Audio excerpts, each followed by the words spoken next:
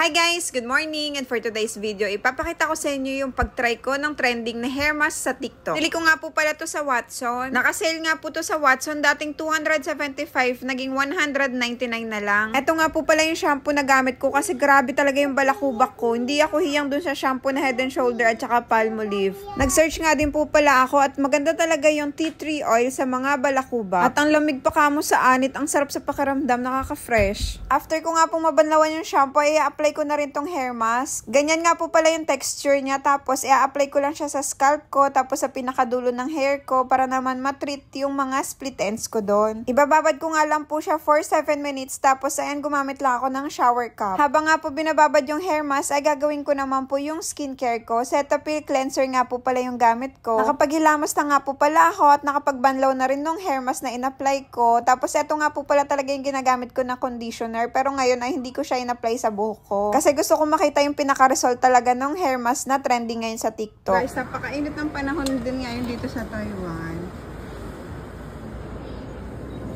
11:15 na. Dahil excited na ako makita yung result ng hair mask nga na trending ngayon sa TikTok, ayan, binlower ko na yung buhok ko. Pero sinuklay ko muna siya bago ko binoblower. At eto nga po, natuyo na ng assistant ko yung buhok ko. Ang sipa nga ni baby yan kapag nagbo-blower ako, tinutulungan niya ako. Sa ngayon kasi maayos talaga yung buhok ko. Pero nung na-apply ko nga tong hair mask, ay lumambot talaga siya lalo. Tapos ang bango niya, promise. Try nyo po. Nung napatuyo ko na nga po yung buhok ko, ayan, i-apply ko naman tong toner ng Cetaphil. Tapos ayan, gumamit lang pala ako ng bulak. Minsan hindi ako gumagamit, minsan naman gumagamit ako, depende talaga sa mood. Alam nyo po ba, simula nga na nag-i-skincare na ako, parang feeling ko ang ayos ko na.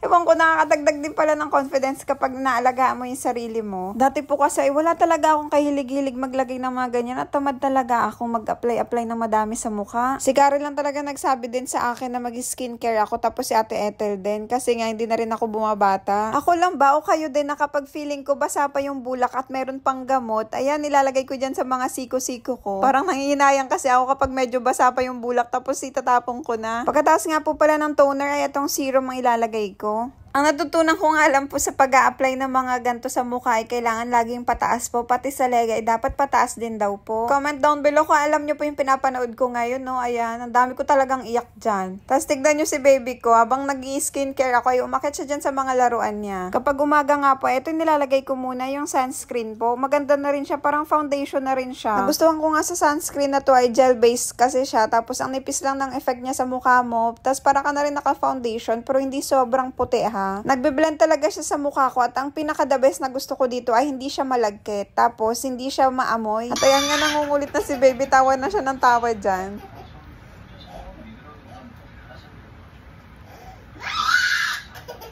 Alam nyo ba, ang ganda ng product na to kasi all-in-one siya. Pwede siya sa lips, tapos sa mga sugat or kaya sa mga paso. Ang bilis maghilom, ang effective neto. Hanggang dito na lang. Salamat sa panonood. Please share.